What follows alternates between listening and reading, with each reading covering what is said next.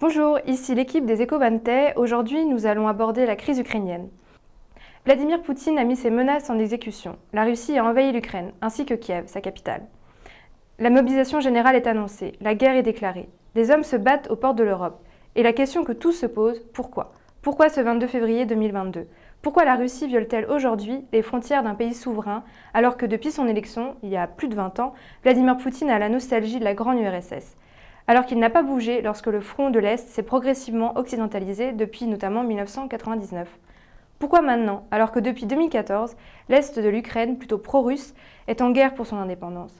Depuis cette révolution orange, dite Maïdan, qui a contraint l'ancien président pro-russe à fuir en Russie et a été remplacé par un président autant compatible. Il faudrait de grands experts et beaucoup de temps pour démêler un écheveau géopolitique d'une grande complexité. Un écheveau qui doit également prendre en compte les guerres et enjeux économiques entre la Russie et les États-Unis, notamment ceux liés au gaz, qui sont immenses. D'aucuns disent que l'Europe a tout à perdre. En attendant, les Ukrainiens sont seuls.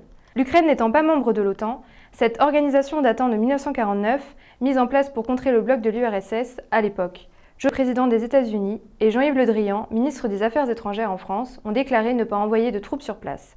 En revanche, l'Union européenne, avec l'Allemagne et la France, ont décidé d'aider militairement l'Ukraine. Les sanctions seront essentiellement économiques, ce que Vladimir Poutine avait très vraisemblablement prévu.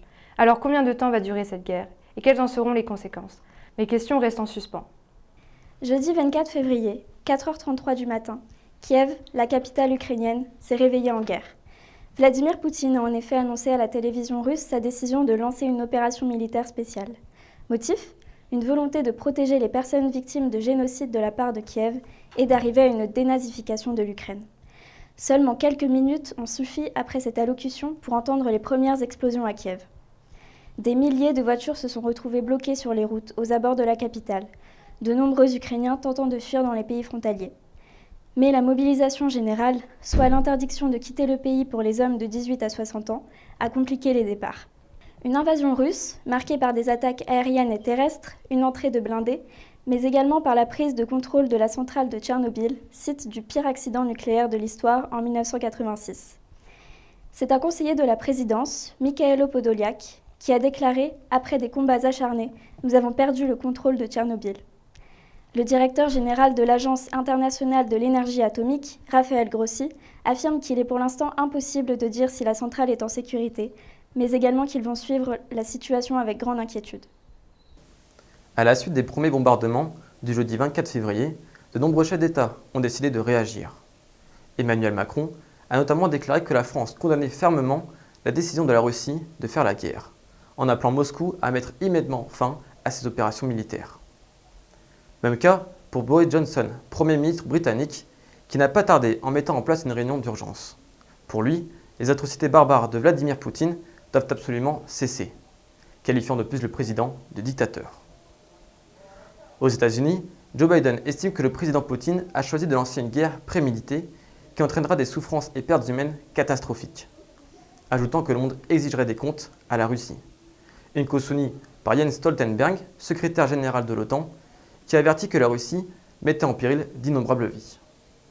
Enfin, la Chine, qu'on envisage soutenir la Russie, a déclaré devant la presse, par le biais de sa porte-parole, qu'il fallait éviter que la situation devienne hors de contrôle. Néanmoins, la Chine ménage son allié.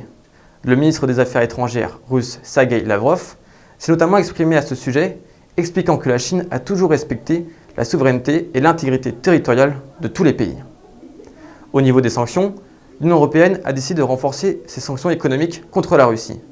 Le gel des avoirs financiers russes et l'exclusion de centaines de banques du pays du système de transactions internationales SWIFT devraient déstabiliser l'économie nationale.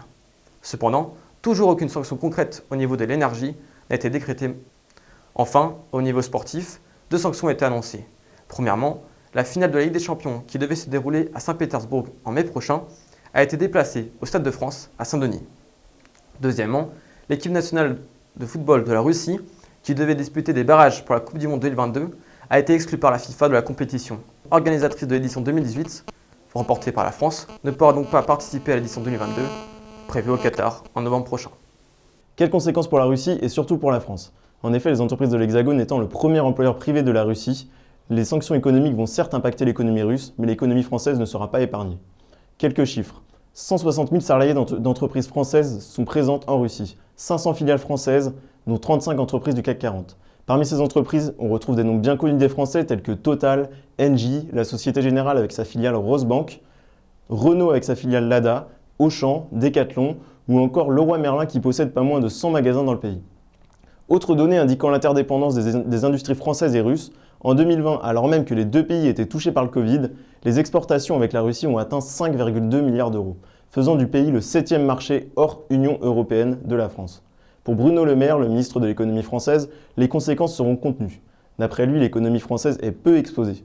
Le ministre a d'ailleurs insisté sur le soutien du gouvernement à ces entreprises. Le long terme nous donnera des indications sur les conséquences de cette guerre. Le conflit russo-ukrainien aura probablement des répercussions économiques puisqu'il se déroule dans les zones agricoles les plus productives d'Europe.